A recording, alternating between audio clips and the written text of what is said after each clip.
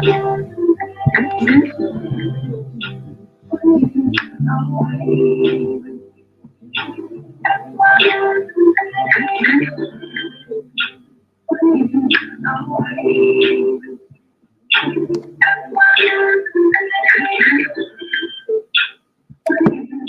hey, everybody. Oh, wow. Look like I'm having a problem here. Just 1 second. Just 1 second. Hey, everybody. Oh, wow. Look like I'm having a problem here. Just 1 second. Just 1 second. Okay. Hey, everybody. My name is Katie Lowe, and I'd like to welcome you to Rhythm Flow Radio live stream. And today is Tuesday, and it is 5 o'clock p.m. Hey, and it's a beautiful day. And guess what? I hope you all caught the big parade. The Chicago Sky are champions. And they had the big parade on today, and they celebrated downtown. And I tell you, it was really nice. But you know what?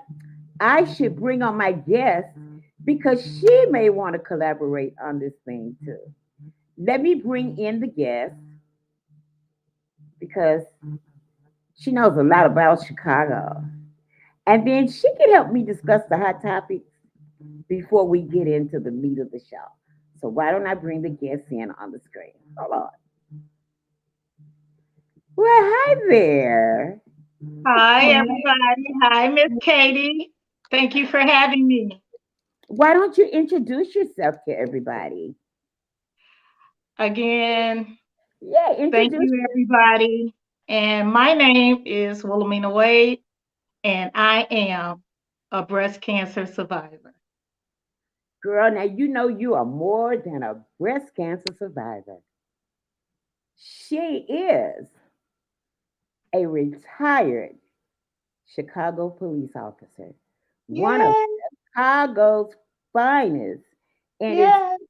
it's such an honor to have you on the show today. You know, with all of the things that are happening in Chicago, and there are a lot of things that are going on, because number one, I'm going to bring this up. You know, our pandemic never ended. We've been in a pandemic for almost what 2 years. Yes, I mean, yes. it really has never ended. It has gone up and down and up and down and back and forth, and it has never ended. And you know what? I'm not gonna beat around the bush. Let's just get right into the show. Since this pandemic has never ended, and right now we're in a crisis about being vaccinated. And since you're a retired police officer, I'd like to have your opinion on, the mayor has a mandate that all city employees, anybody that works for the city of Chicago, should be vaccinated. Now I know that you're retired, but there was one time that you were out there on the street on a beat. You probably got promotions and did other things, but you had to start somewhere. And I just want you to think back. If you were out there now on the street working a beat, and there was a mandate that said that you had to be vaccinated because of COVID, what would your stand be? How would you look at this situation? How would you feel? What are your thoughts? I would do it because, first of all, I'm protecting myself and I'm protecting the masses because I have to go out there and serve and protect the masses. So I want to make sure that I'm protected. So if it's a mandate and I don't have any health restrictions, I don't have any religious restrictions that would prevent me from doing it, then I'm going to do it because that's a part of my job to serve and protect. And if I can't protect myself, then how am I going to serve and protect the people safely if I don't safely take care of myself? Okay, well, you know what? Now, I know that the I guess he is the head of the union, and I know that he has I mean I know that he's taking a stand, and he is in so many words he is like telling the officers, you know, that they should stand their own grounds in so many words. It's like if you don't want to get the vaccine, don't get it. Um, I mean, what is your opinion on that? I mean, do you know that COVID is the number one killer of police officers? Yes, COVID kills. And unfortunately, I've had two members in my family that made their transition because of the effects of COVID. And again, living with breast cancer, I have to be very, very particular about my health. And so I say this to the officers: pray about it, think in terms of how it's going to impact you as an individual, not you as a group, but you as an individual, and make your personal decision, because you have to be accountable for your personal decision that you make, Okay. not the union president. And so that's an individual choice. And whatever your choice is, just know that you have to stand by it. Okay. So collectively, I have no problem with being collective and supporting each other in numbers. But when it comes to something that's been so viled against the whole world, not Chicago, not the United States, but the whole world, COVID has impacted, then I think people need to be more aware and use common sense and the science on making their decisions. And Okay. that's my stance. Okay. There's another thing that another um I mean, this is not just police officers. This is city of Chicago. And my thing is that the people that work for the city of Chicago, they come in contact with everybody. They Whether work they for the people. They yeah, work they for the people. yeah, whether they it's the Department of Streets and Sands, whether it's the Park District, whether it's Meals on Wheels, whatever department, these are all departments that serve the city of Chicago. And they Yeah, do come in contact with people every day. Okay. Even if you work for the school board and you're teaching the children, okay, look like they would want to be vaccinated. Look like they would want to be protected. And as we know, COVID kills. I have a scar on my arm right now, a little circle that I got when you got one too. I got mine when I was a kid, and when I I got the believe, yeah, polio. You have not heard of an outbreak of polio in a long time. through. I have no idea what was in the vaccine when they gave it to me as a kid. I just Right. know when I was about 5 or 6 years old, I had to get it before I could go to school. Exactly. Okay, Exactly. I have no idea what was in it then. I have no idea what was in it today. But I True. mean, me, I did get vaccinated. But look like people, and they can look at the numbers now. They can actually look at the numbers and they can tell that this vaccine really works. But I can't understand why we are just fighting it. I don't know if it's something that is political. I don't know if it's because Uh, she's a woman. I don't know if it's because she's an African American, and I don't want to put race in this thing, but I just can't understand why we're fighting so hard to not take the vaccine and save ourselves. I can't understand why there's so much propaganda out here, so much negative talk out here. And sometimes I wonder, as being a woman and a woman of color, I often wonder if the mayor was a man, would we have the same problem? I just wanted to put that thought out there for people to think about. Another hot topic I wanted to get your opinion on before we get into the meat of the show is the death of Colin Powell, who Yes. died from complications Of of COVID. COVID. Absolutely. What do you think about that? And he was a Republican.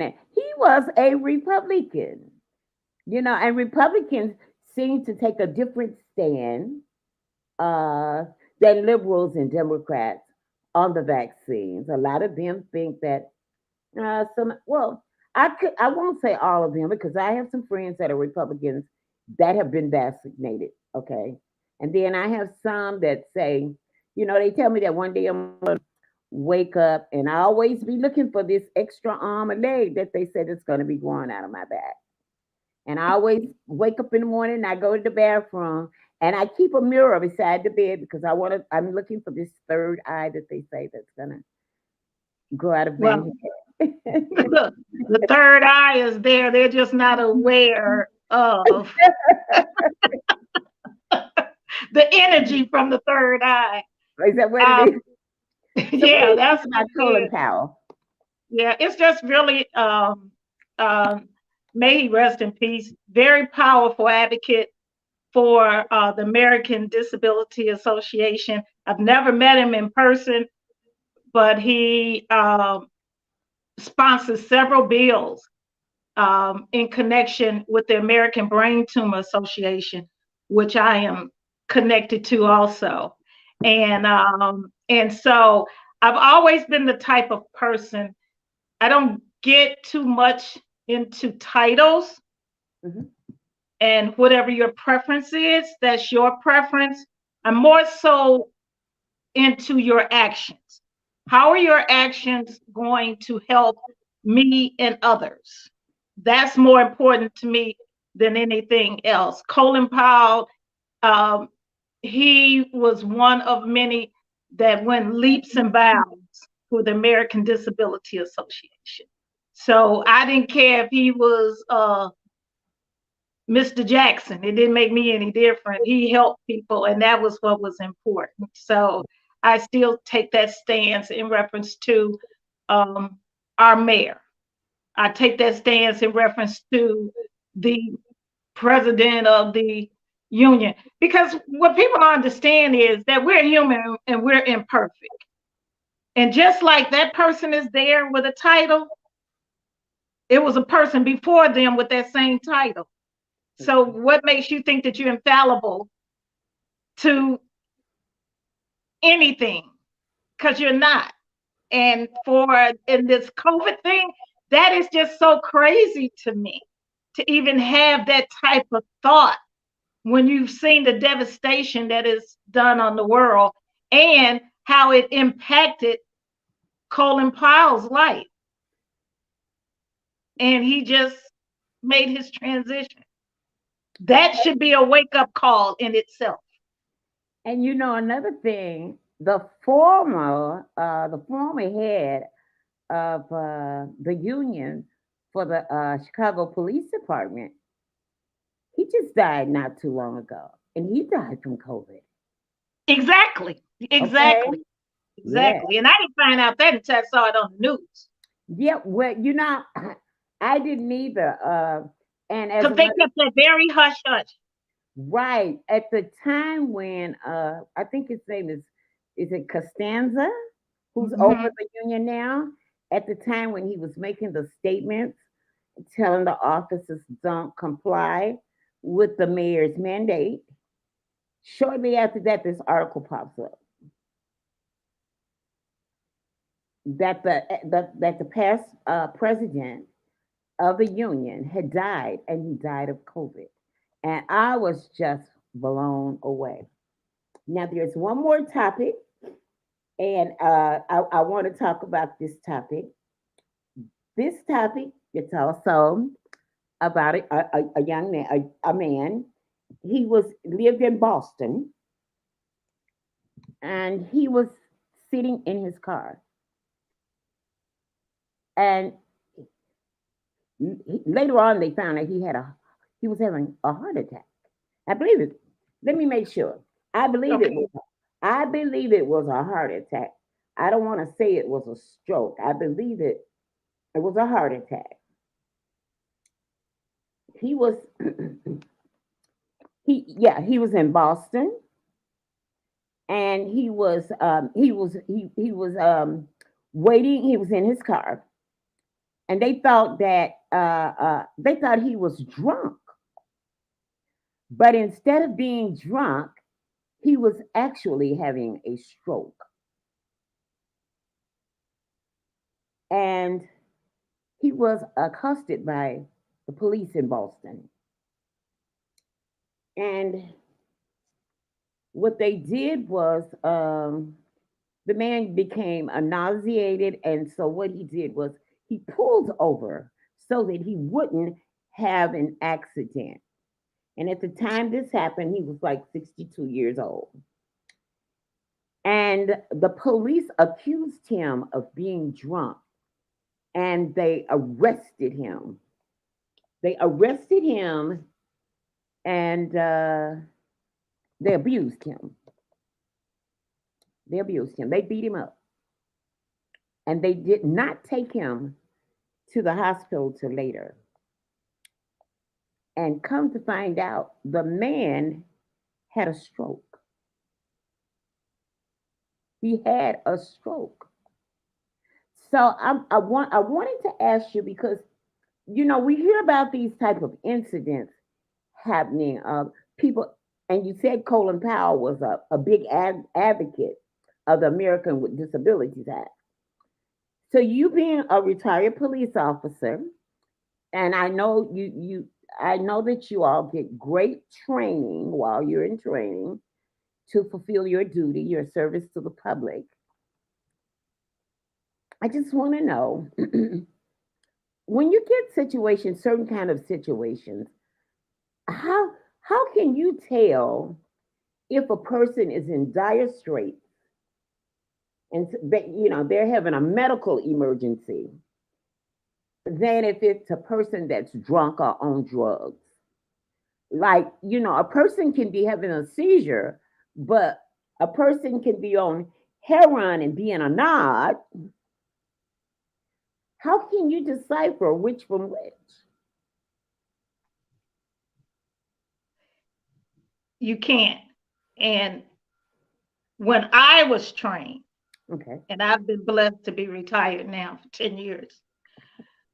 When I was trained, it was all about observation. Observation and making sure you treat the person the way you would want to be treated, first of all, with dignity and respect. And secondly, you would treat the person the same way you would want somebody to treat your mother, father, relatives, or whoever may be close to you. My observation would make sure that the citizen wasn't endangering himself. Mhm. Secondly, me or anyone around us. And once you see that there's no danger, and then once I ascertain that there's no danger, and if I had some concerns, the first thing I'm going to do is get on the radio and request for a supervisor, and could possibly you send EMS because we might have a medical situation. Even if the situation was impacted by drugs, whatever drugs, legal or illegal, that's not for us to make that determination, because you don't know how a person is reacting to medication, food, heat, or whatever. I'm just gonna just sidebar for a moment. I have a disorder that's called overload sensory. I have a sensory overload disorder where Okay, I will literally explain that, because I have I no have idea a what that is. I have a sensory overload disorder, which means that my senses can literally they start firing faster than they should to my brain. Like I can't take oscillating lights. Oscillating lights would send me in a seizure. And a lot of people didn't understand that because I was a police officer. And I'm around oscillating lights and I was around sirens and whatever.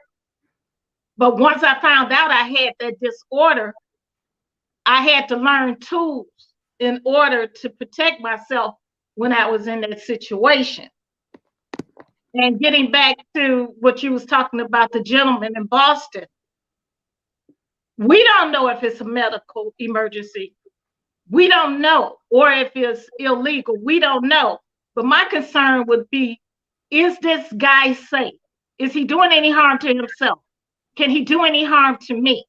Can he do, if the car was immobilized and parked, then the car is not a weapon because the car can't move. If I can see his hands, if his hands were free, I can see his hands, then I know that his hands couldn't do anything. Why? Because you can use your hands as a weapon. Okay. But once I see that your hands are free, then I know that you're not going to do any harm to me because I can see your hands. So that's what I would do. I would do a quick observation, like, okay, let me check this out. Let me check this area out. Let me see if there's any danger. And if I had any questions or if I felt uncomfortable, the first thing I'm going to do is, first of all, I'm going to have my key down on my radio anyway. Okay. Everybody going to have heard everything. It's going to have been recorded. So if it was any misunderstandings, they can go back and get the recording and whatnot. So that's what I would have done. And I think that's an excellent point that you are bringing up for today, because also my son, Officer Terrence Roberts, is a Chicago police officer. And he shares with me the updating training that they continuously go through. And now the police department is working more closely with the Department of Human Services in reference to mental health, because they didn't really understand that a lot of situations that officers were encountering, that they had encountered, they literally were escalating the situation because they didn't understand that the person had a medical problem. They didn't understand that. And so they're being trained now to be made aware of body language, to be made aware of verbiage, to be made aware of their gut feeling, our internal GPSs when something is not feeling right, to reach out and get another opinion, to get somebody on the scene with me. No one can say if somebody is drunk if you don't know if you've seen them drinking, because they could have been a diabetic. And diabetic going into a diabetic coma, the after effects smells like alcohol. Even some seizures smell like alcohol. Sweet breath? Yes, exactly. So those are the things that are so important to understand, because we're living in a time where we need to be aware as much as possible. You have so many people that are on the Asperger spectrum, where people have autism and everything. Those were children. Now they're adults. So we need to understand when you encounter somebody that may have autism, Okay. that may not be, it's not that they're not listening to you, it's because they probably don't hear you or they don't understand what you're doing and whatnot. So I feel that the city of Chicago, they're being more proactive now and not reactive. And I would truly want to see them to continue to have the training for the officers and the extended body of the police officers, the support staffs, and everybody, whether you're on the street or not, to learn that being compassionate is something that you have to work on being. It's not something you can go to the grocery store and get off the shelf. And once we learn how to be compassionate toward each other, regardless of what environment we go into, it will do us all well in the long run. It really will. Okay. Miss Mina, I surely enjoying you. I thank you so much for weighing in on that. We're gonna play this song "Running Away with Me." This is our artist of the month. Her name is Queen Kiana. You can find her music on most streaming apps. She is a local artist from right in Illinois. The name of the song is Running Away with Me. And then when we come back, we are going to allow Miss Mina, Wilhelmina Wade, Yes. Chicago finest, to Yes. take us on her journey. Enjoy the music, and we will be right back. Not that one, this one.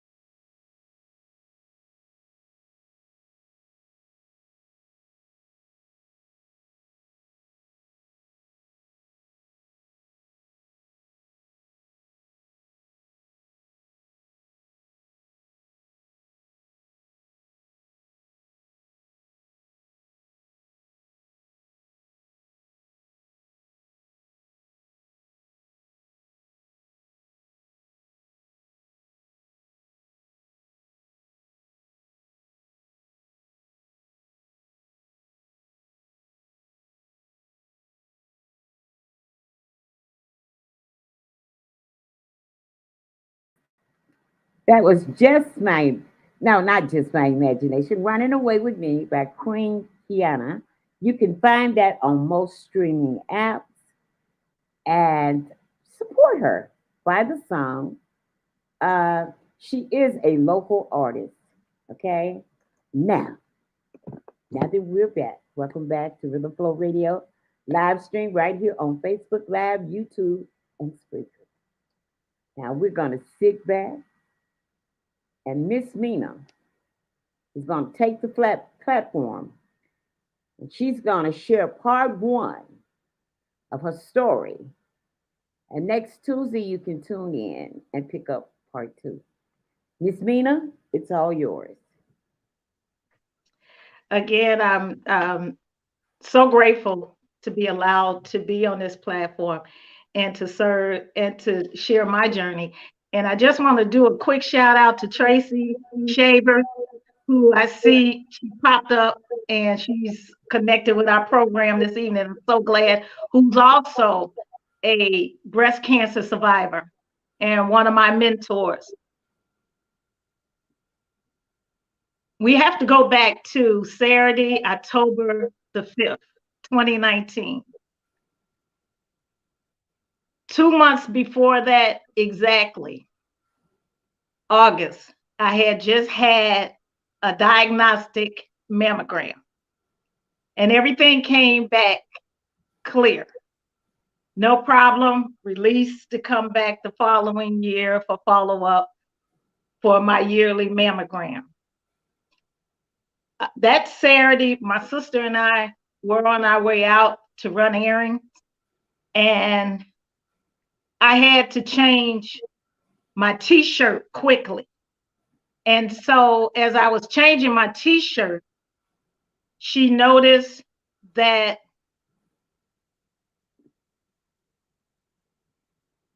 my right nipple was inverted. And she had asked me, how long had that been like that? And I was like, it's been like that for a while now. And she's real particular about me. She's my oldest sister. And so she's also a breast cancer survivor, Cordia Wade Pugh. And she started checking me. And she checked my armpits and she realized that my armpits were my armpit, the right one was it was like hot. And she kept checking and massaging, and then she found a nodula that was the size of an almond. And so she said, do you hurt? Is anything hurting? And I said, no, nothing is hurting. And she said, how long has this been like this? And I said, I don't know. And she said, so you don't feel hot or anything? And I said, no. She said, well, get dressed. We going to the emergency room.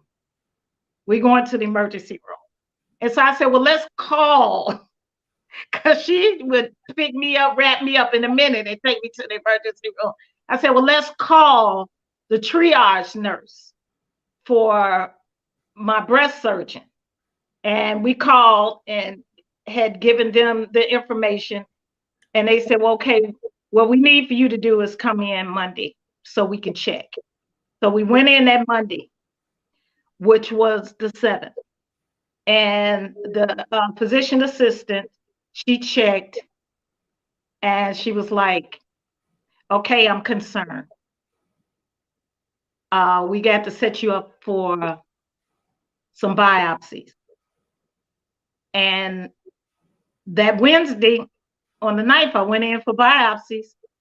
And the first biopsy showed the cancerous cells. The second biopsy showed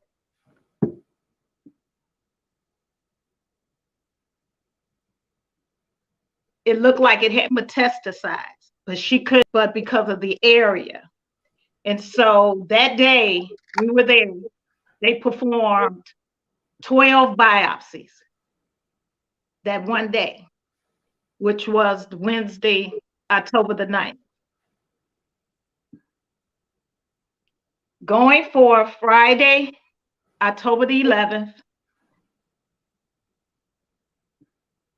at the same time, I was going through a divorce. Oh, and my attorney called at 10:45 and said, Wilhelmina, you're divorced, and the court has ordered that you can take back your maiden name. And I was like, good, I'm glad.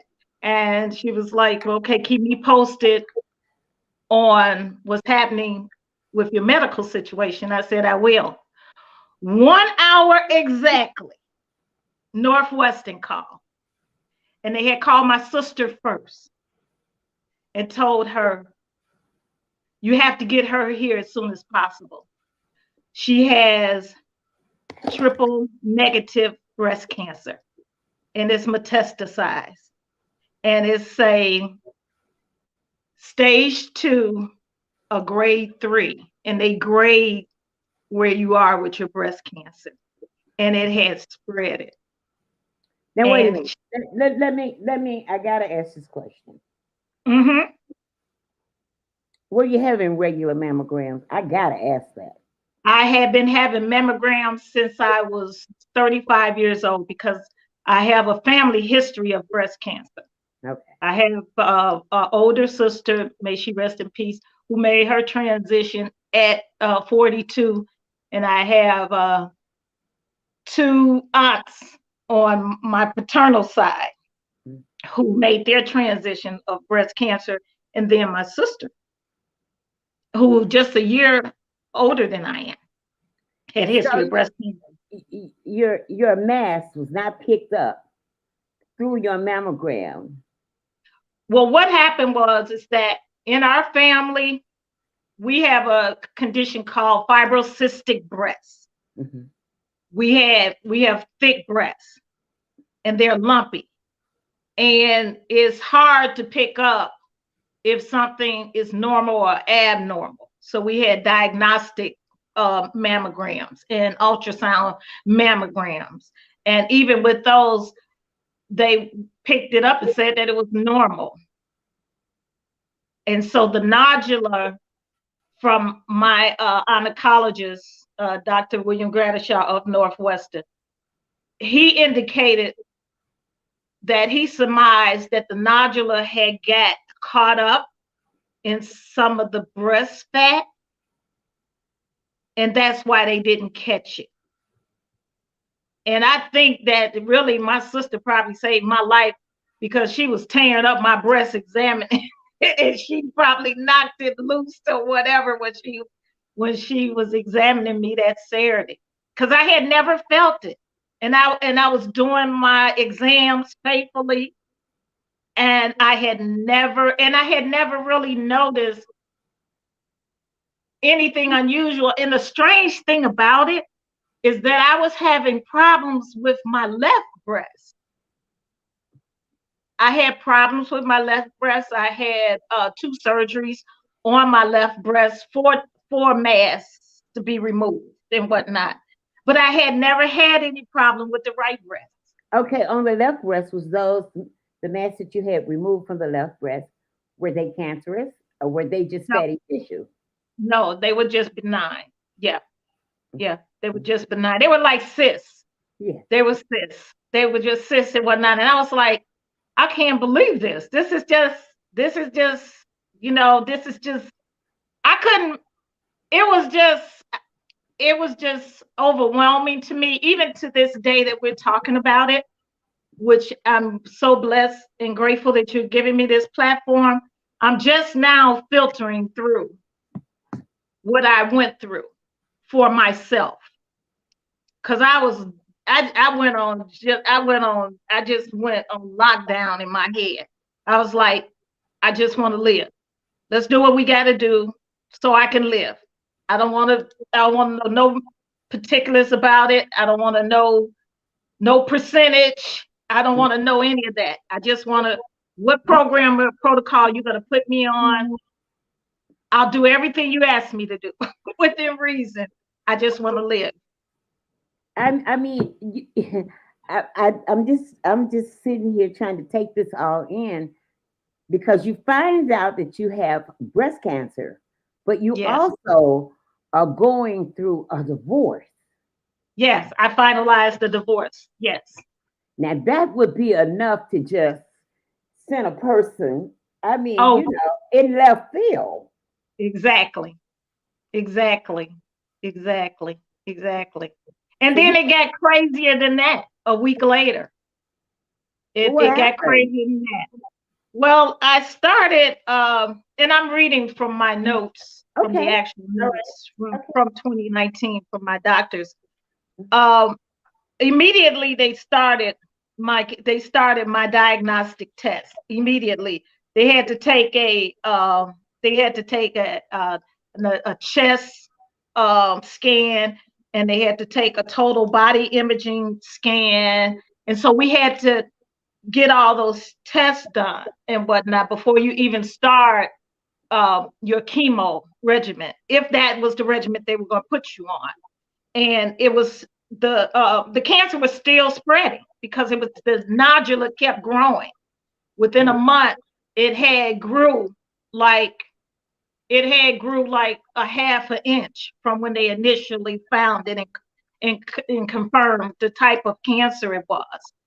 And so almost 2 weeks later, when we had everything set up, all the results came back, my bone imaging, and they made sure that my heart was strong enough that if I had to go on the chemo regime, I would be strong enough to do it.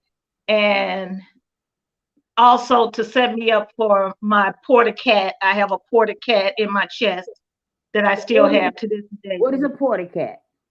Okay, a porta-cat is just a part of equipment that you use to that they use to put a medication in you, to put chemo in you, to draw blood and whatnot, and it's attached to one of your main arteries.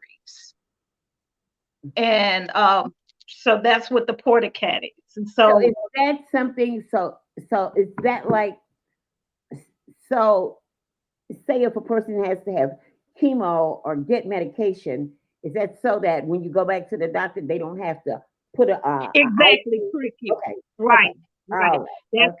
That's what that's for. Exactly. Thank you. Yeah, that's what that's for. Okay. Because I just wanted to know. Yeah, no. I I'm thank you, because it's helping me, knowing how to articulate it. Because I have small veins. Okay. And because they have been compromised so much that they just completely broke down. And I made a joke with my oncologist. I said, well, thank God I wasn't shooting no drugs, because I wouldn't have lasted in the streets. And but about 22 days passed, and the insurance company called my sister. And they told my sister, they said, well, we're going to have to put the chemo regimen. No, we're going to have to put the porta-cat implant on hold because your sister don't have any insurance. And so my sister said, my sister has insurance. She got good insurance. She got Blue Cross Blue Shield from the city of Chicago. And she's had it. She's a retired police officer. They said, no, she don't have any insurance. And so we go down to benefits of the city of Chicago and find out that the former spouse had taken me off the insurance. And the last thing the judge told him the day of the divorce dissolution, do not discontinue her from the insurance. Allow her to transfer her insurance in her name so it'll be a smooth, continuous flow. And it was just crazy. It was crazy. I was like, it got very emotional with my family and me. However, I have to say, Northwestern stepped in. My oncologist stepped in, and he said, the hell with insurance. I got to start you on your protocol now. I have to start you. He said, if I don't start you now, things aren't looking good. And he explained it to my family. Mm-hmm. And so we went forth. And I got the porta-cat, because you have to get it surgically put in and whatnot. It's almost like a pacemaker. Okay. Yeah, I got a better understanding now. Yeah, it's sad. And so we went forth, and I started my chemo. And I was on chemo for 5 months, twice a month for 5 months. And I rested for a month, and then I went in for breast surgery, and I elected to have a total mastectomy, which they Wait. Let's back this up. You had the chemo before you had the surgery? Yes, I had chemo first. Yes.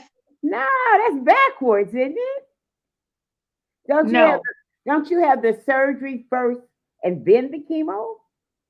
Well, in my case, it wasn't backwards because the cancer was invasive. So they were trying to kill the cancer. It was invasive, and they was trying to kill it so it would metastasize throughout my body. And because I am also a brain tumor survivor, they were very concerned that it would metastasize into my brain. Wait a minute. Wait, hold on. Wait.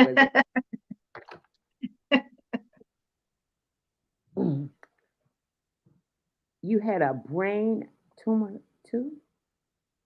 I had brain surgery in 2006 to remove a brain tumor off my frontal lobe, off my left frontal lobe, a golf ball size.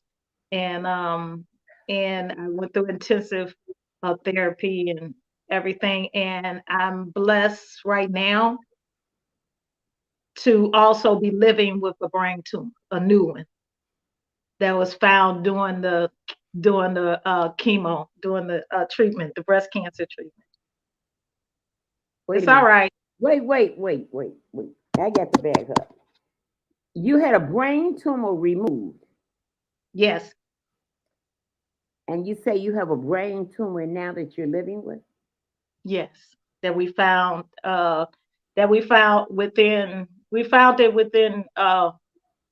2 weeks before the breast cancer diagnosis. Yeah. Because at first they just saw it on the scan, and then they went back in and they confirmed it. Mm-hmm. Yes. How can you be so, I don't know, should I call it patient? I mean, I would be a total, I would be a total, you are taking my breath away with this testimony. Hugs. Yeah, that's Tracy. That's my angel. That's my angel. She's my angel. I'm totally, I probably would be a total, I probably would be in a, okay, let me just say it. I probably would be somewhere locked away. It was hard times. It was very hard times. It wasn't always smiles and whatnot. I've always been anybody that knows me or crossed my path would tell you that I'm a very warm and I'm a very joyous person. And people don't understand being is totally two different things. Because I don't tend to ponder on things that are too negative. And as my son had to drill it in my head, Mom, control the controllables. Anything you can control, you control it. If you can't control it, don't dismiss it, just walk around it. And that's what I've learned. And to keep me balanced, because stress will mimic other health issues. Okay. Stress will feed cancer cells more. Stress will feed them. So the more stressful you are, the more harm you're doing to your internal body. And that's a message that we definitely need to get out to the masses, whether it's men, women, children, or whatever. It's about being more holistic with our approach to living now. It has to be, because if not, you're really fighting a losing battle, trying to take medication and thinking you're correcting the situation, and it comes back around the same way again, because you've been contributing to it with the stress. Contributing, because So it was a lot. I mean, it was times, mind you now, I went through pandemic by myself.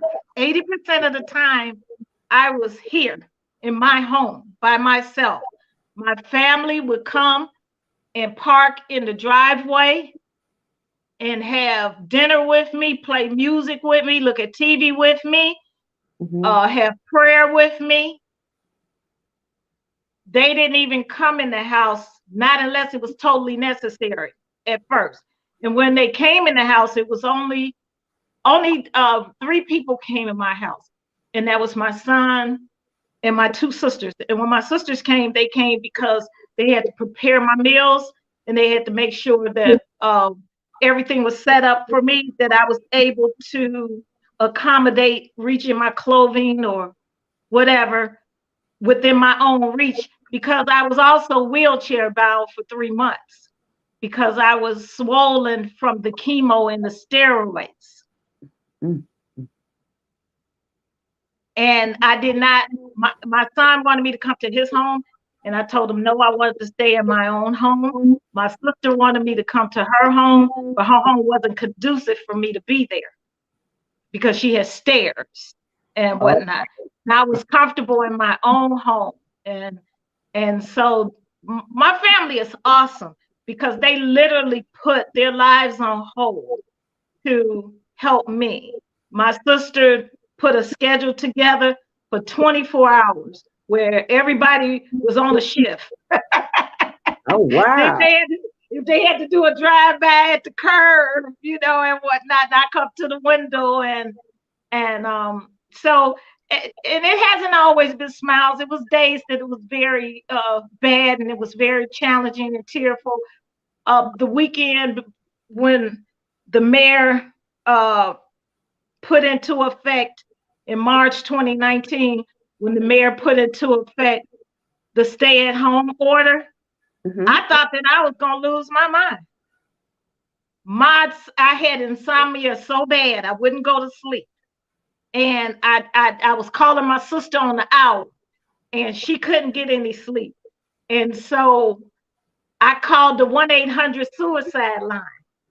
Wow. And when I called the 1-800 suicide line, the lady, and we talked to her to this day, she checks on me. The first thing I told her was, I'm not trying to kill myself. My sister is tired. My son is tired. And they don't want to talk to me anymore. And I'm scared. And I have breast cancer. And I just need somebody to listen to me and just to talk to me. And at the time, at their call center, the young lady that I talked to, she had gotten my son and my sister's phone number, and she plugged into my sister. Okay. And had her on the line, and she said, "Oh Lord, she didn't call the suicide hotline." she said, what did she say? She said the first thing she told us, I'm not trying to kill myself. My sister is tired, and my son is tired, and they just not talking to me. And I need somebody to talk to because I'm at home by myself. But I think that initially, that first 2 days, I was so scared because I had been with them so closely every day. And then that Monday was the first time I had to go to Northwestern by myself for treatment because no one was allowed at the hospital. And so they had to assign me a nurse with my transportation because I was in a wheelchair. That was assigned to me to make sure I got to Northwestern, to make sure that whatever I need, she was assigned for me that day, and to make sure that I got back home safely and back in the house. Did they supply you with home health care? It was available to me. That was the nurse. That was the nurse. Okay. But they work with my family. They whatever my family deemed that I needed, they kind of work with them hand in hand. But my family was very particular. They didn't want anybody around me, and they work with my social worker. And they came up with a plan that my family would be primarily responsible for my meals. And also I got Meals on Wheels. I got donations and whatnot. it's very, very important that you have that support system. Oh, totally. Yeah. It's so many people that are alone and by themselves, and people don't understand. Depression is so deadly. Some people don't get out of those dark holes. They don't get out of those dark holes. And I had some dark moments. I had some dark moments, and I felt very bad. I felt guilty that my family had to change their life for me. And my sister told me, she said, if I didn't want to do this for you, I wouldn't be here. I wouldn't do this for you. Yeah, but see, there's a support system is the key. Absolutely. It's a different when they want to and when Exactly. you want them to, Yeah. because there are times when people don't want to be bothered. Well, and then they don't understand. My son shared with me when I went through my brain tumor healing, I was estranged from my family because Hmm. my former spouse, he isolated me from my family. And my son was very angry because he was like, Mom, I didn't get a chance to take care of you. We didn't know what was going on. Matter of fact, we didn't know where this guy came from. And we didn't, but that's another story. It's a totally different story and whatnot. But my son was saying that will never happen again. I'm going to be there. I'm going to be at the doctor's appointments. And he does. And he's so amazing. On his lunch hours, he'll tell his sergeant, I'm going to go see my mama. She in radiation. I got to go down there and check on her right quick. And I'll be back. And I'm going down on the radio and stuff. And he'll show up and everybody in Northwest will say, here come Officer Roberts. I was saying, oh, my baby.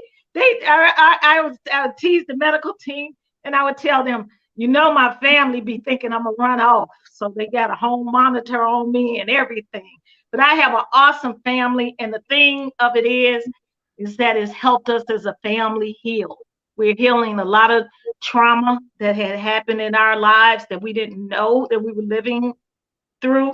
And because of my illness, it's brought us together so close. So we're very close. We were codependent before. You know what I don't understand is that because the support system is Mm-hmm.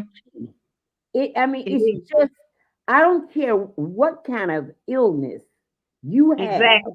That support system is the key to you Exactly. getting well and to you having a sound mind. My there it is. There it is. Okay, There it is. Because this is your computer.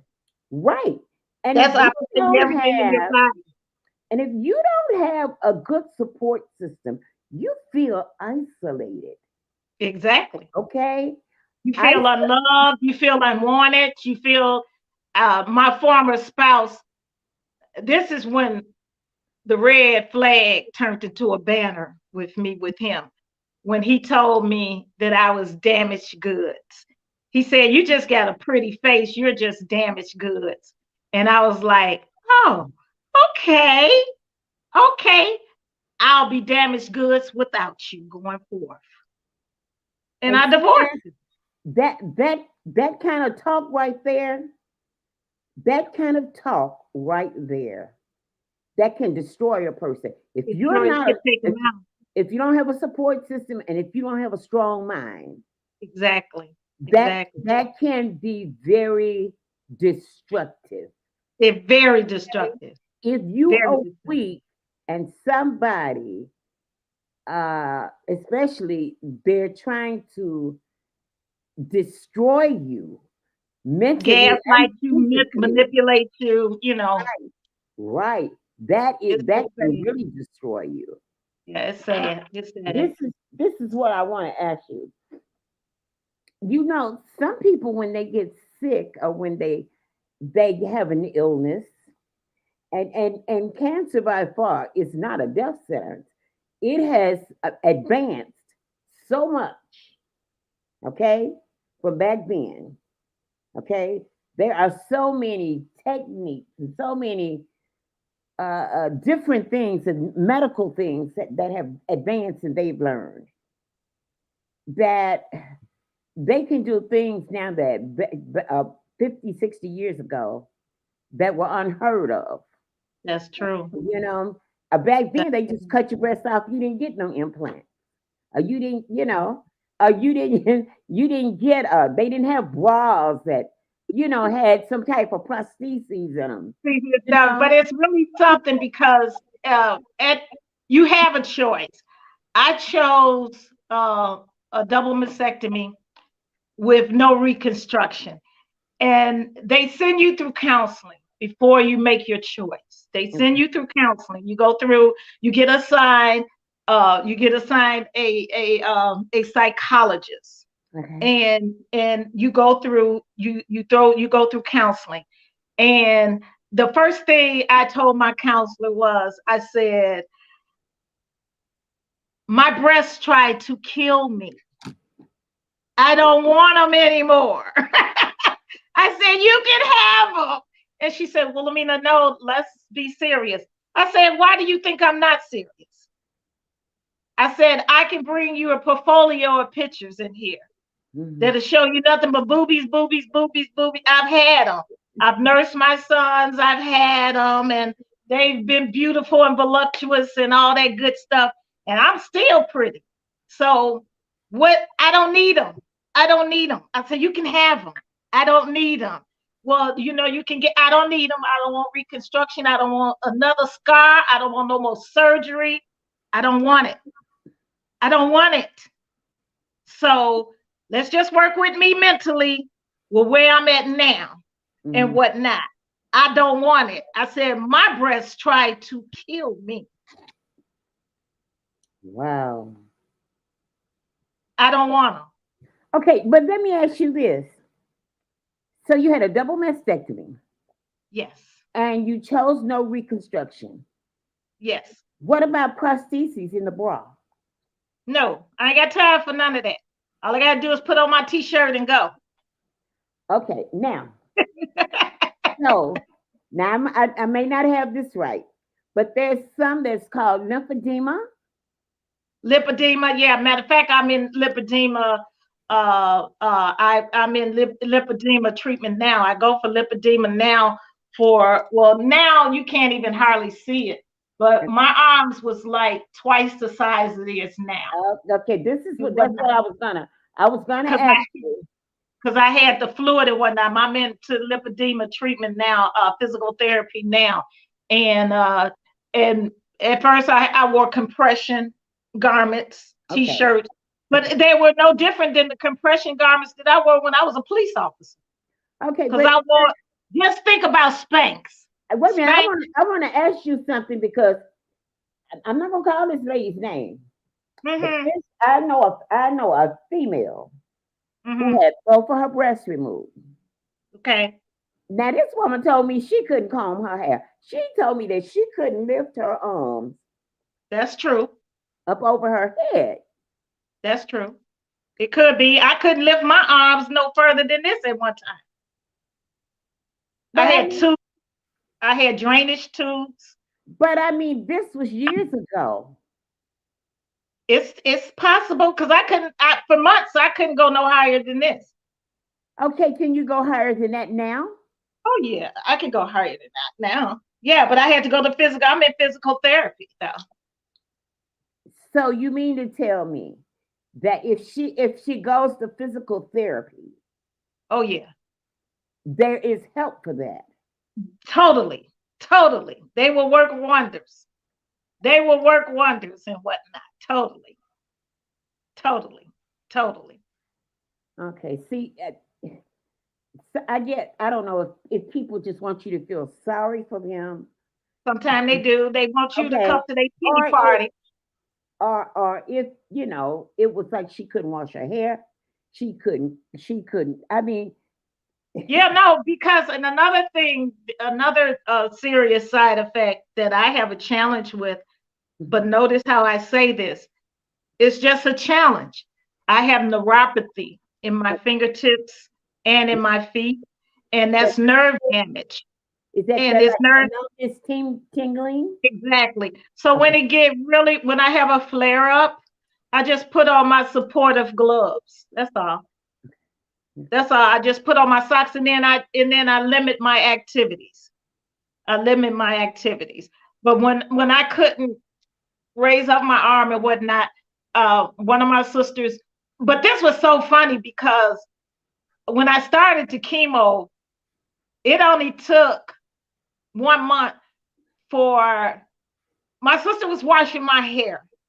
And as she was washing it and she putting it in the ponytail and whatnot, and the next morning she woke up and I took off my little cap that I wear, the little slap cap overnight, and I looked like I had a Chinese haircut because all of this was gone, and I just had the ponytail.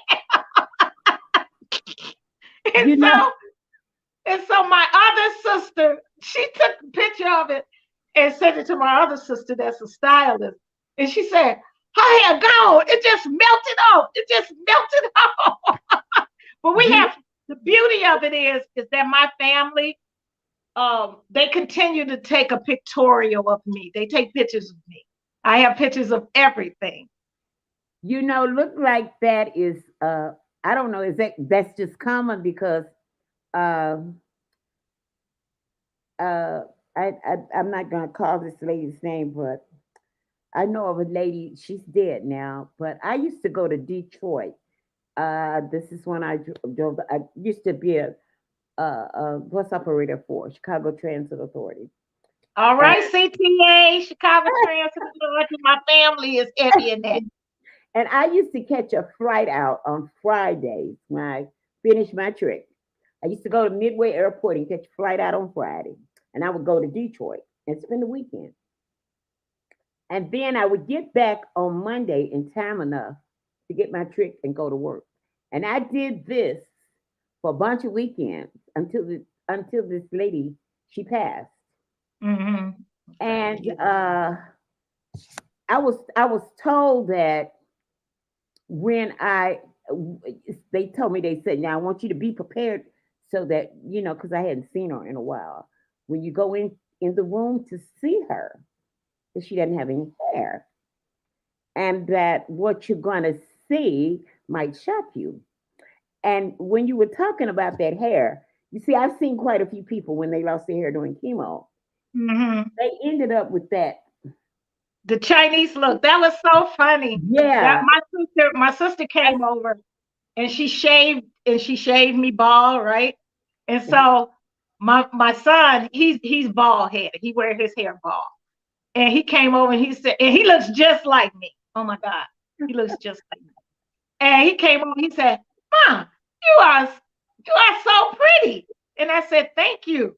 And so then my grandson, we had him on video chat, and he said, "Grandma, you're cool. You're like real cool. You're real cool." And it just did so much for me. They did, it was always something uplifting me and whatnot. But at one time I thought that I wanted to keep my hair bald, Mhm. and then it was just too much problem. I told my son, I ain't got time for this. This is too much problem. You got to shave it and it itch, and you got to oil it, and I got to grow my hair back.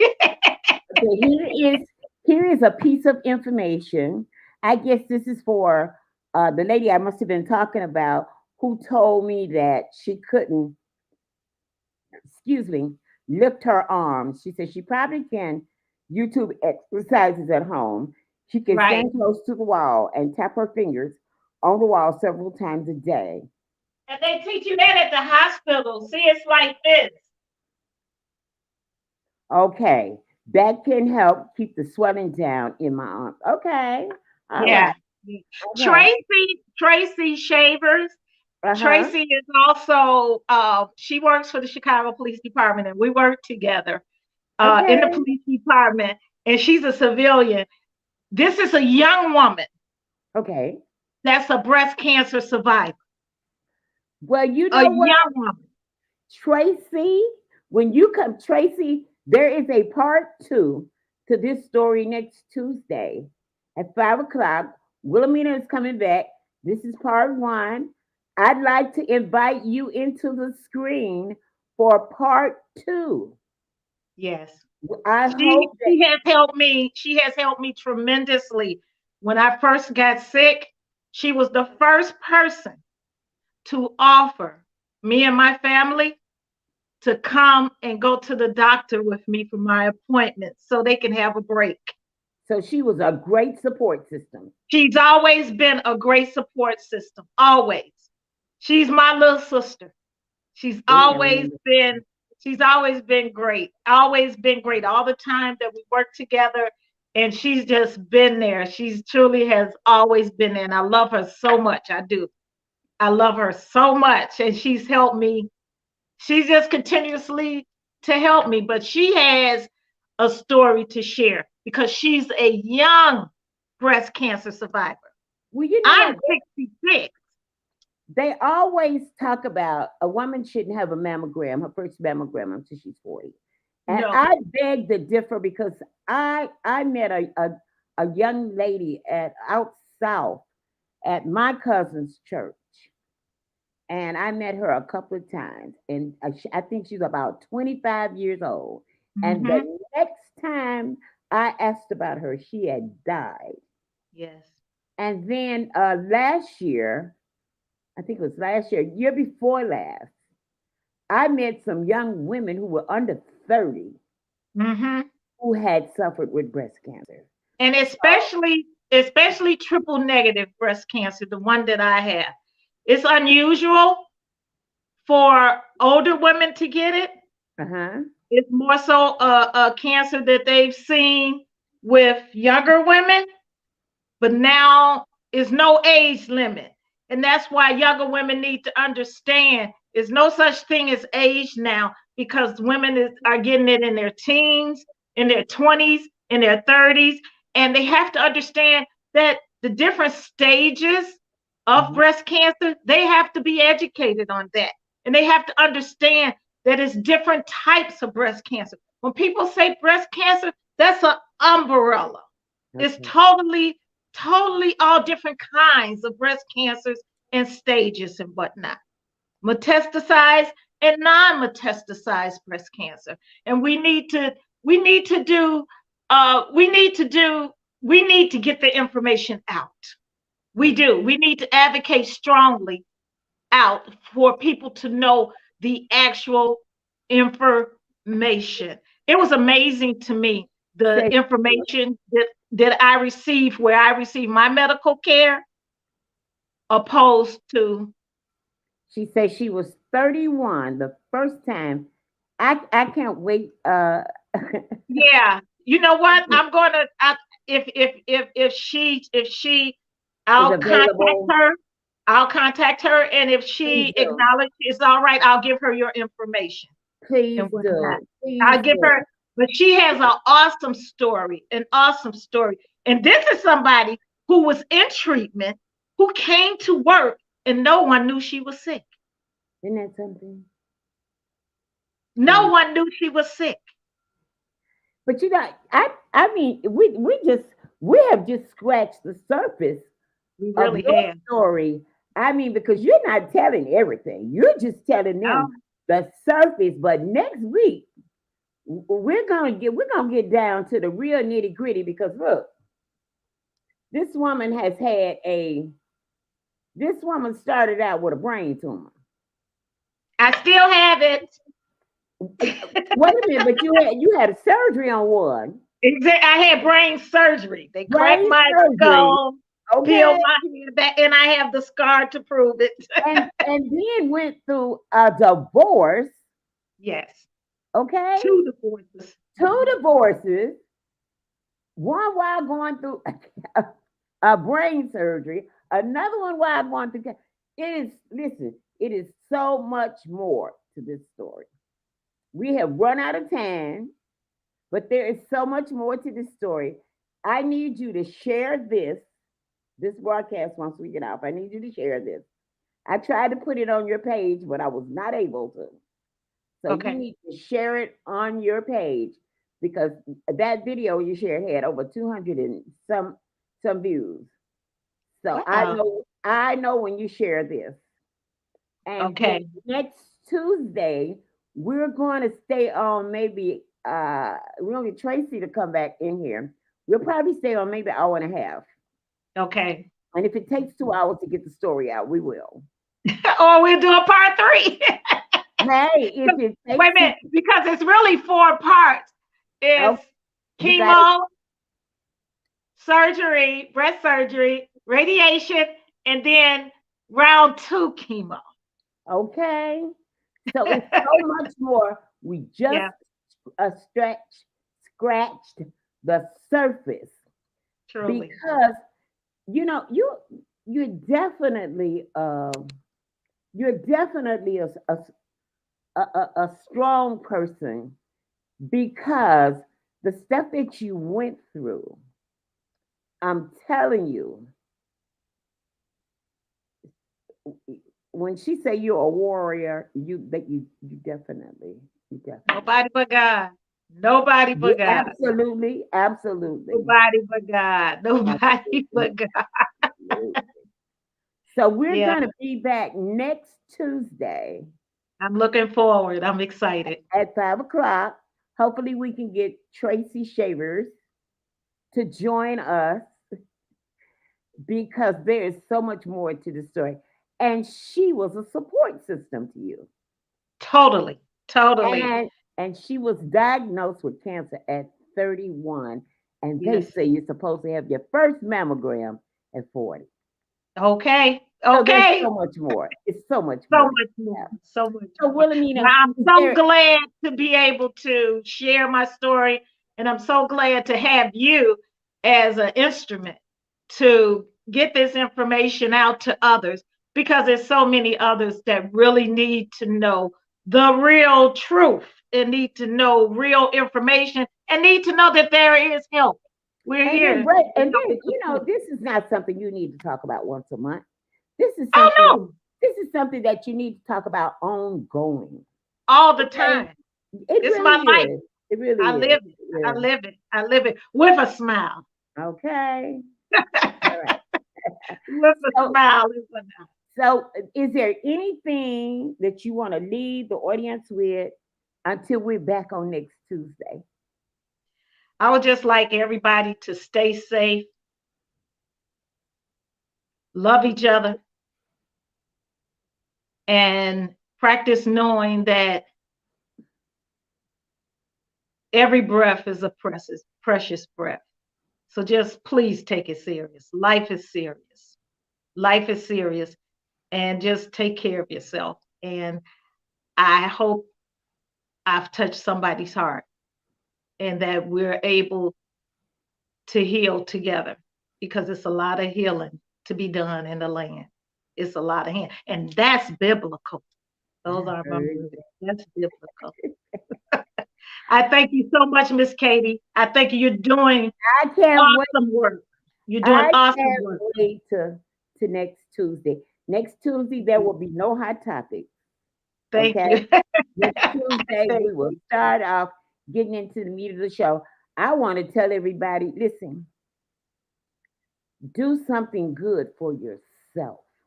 Amen. When you do Yes, something good for yourself, you're doing something good for someone else, whether yes, you know it or not. yes. Because when you learn to love yourself, you learn to love someone else. And Amen. I wanna tell everybody, I got a chance to take a field trip. I gotta get this out of my system. I got a chance to take a field trip yesterday. I went to visit a girlfriend on the south side who is my 40, she's probably my 45-year friend. I say when I Hmm. got off the boat and came to Chicago, she was one of the first people that I met. And she had been feeling too good. So yesterday I had a chance to go and sit with her. And her husband have both retired. And the husband had cooked. He claimed that he had cooked. The food was really good. They had baked turkey and they had a salad and potato. They had everything that I liked because I'm not a meat eater anymore. I will eat the turkey and the chicken. I'm gonna eat a lot of fish. But they had nice green vegetables and they had some potato salad. And I am a sweet eater, so they had baked. She had baked the cake, Oh, but okay. the husband was sitting up talking about how he could bake. And here's a man that I've been knowing for 45 years that can't boil water. He, this is a man that when he put water in the pot, he burned the water, not the pot. Okay, and he That's tried. funny. I mean, he tried. I mean, he tried to convince me that he could make gourmet pies. He really did. He said, I make gourmet pies and gourmet this and gourmet that. And it was just the way that he was talking.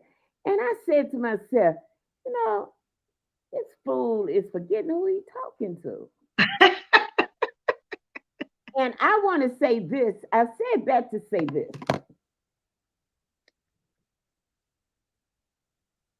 Don't try to convince me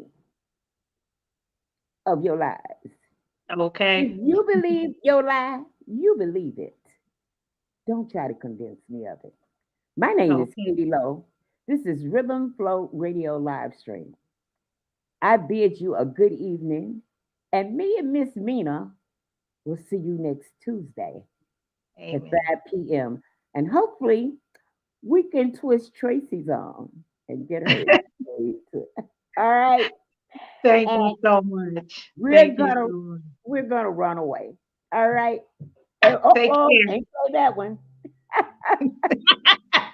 All right, everybody. Have a good evening. You do the Wilhelmina, same. Take care. love Yes. sister, love sister. Yes. Heart to heart. Heart Heart to to heart. heart, heart to heart. Heart to heart. Take care.